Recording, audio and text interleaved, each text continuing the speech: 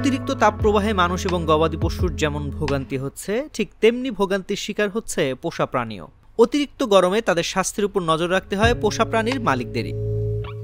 অতিরিক্ত গরমে আপনাদের অতি প্রিয় আদরের পোষা প্রাণীর কিভাবে যত্ন নেবেন সে ব্যাপারে পরামর্শ দিয়েছেন জাতিসংঘের খাদ্য ও কৃষি সংস্থার রেবিস অ্যাকশন সেন্টার অফ এক্সিলেন্সের সদস্য এবং বাংলাদেশ কৃষি বিশ্ববিদ্যালয়ের ভেটেরিনারি অনুষদের ৫ম বর্ষের ছাত্র বেনিয়ামিন। যা করা যাবে, হালকা সহজপাচ্য খাবার দিতে হবে যাতে পর্যাপ্ত পরিমাণে পানি ও ইলেকট্রোলাইট থাকে। ভেজা খাবার, ফল ও শাকসবজি দিতে পারেন। নিয়মিত গোসল করাতে হবে। গোসলের সময় অবশ্যই স্বাভাবিক তাপমাত্রার পানি ব্যবহার করতে হবে। গোসলের পর ভালো করে শুকিয়ে নিতে হবে প্রাণীকে। লম্বা লোম থাকলে ছোট করে কেটে দেওয়া ভালো। সবসময় আলো বাতাস চলাচল করে এমন ঘর বা স্থানে পোষা প্রাণীকে রাখতে হবে।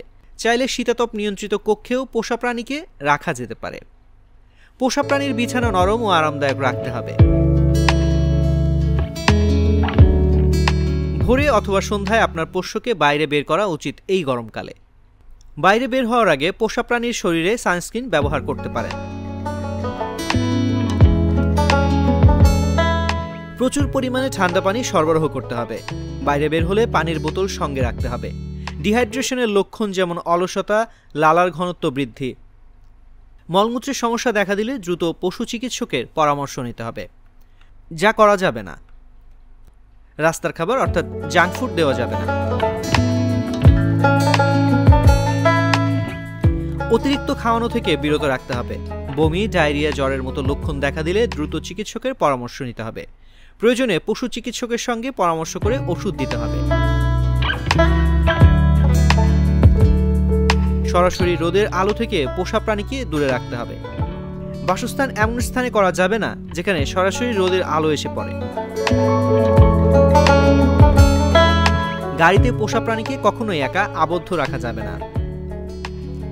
বেশিক্ষণ ঘরের বাইরে রাখা যাবে না। পশু চিকিৎসকের পরামর্শ ছাড়া কোনো মেডিসিন খাওয়ানো থেকে বিরত থাকতে হবে। পোষা প্রাণীকে এ সময় অতিরিক্ত খেলাধুলা করানো থেকে বিরত রাখতে হবে।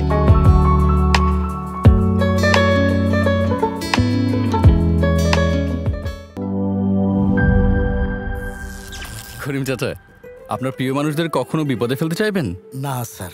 তাহলে আমাদের বিপদে রাখা কি ঠিক হচ্ছে? এজন্যই বিজলি কেবলস সবচেয়ে ভালো ও নিরাপদ। ফ্লেম রিটার্ডেন্ট পিভিসি দিয়ে তৈরি বিজলি কেবলস, নিরাপদ আজীবন।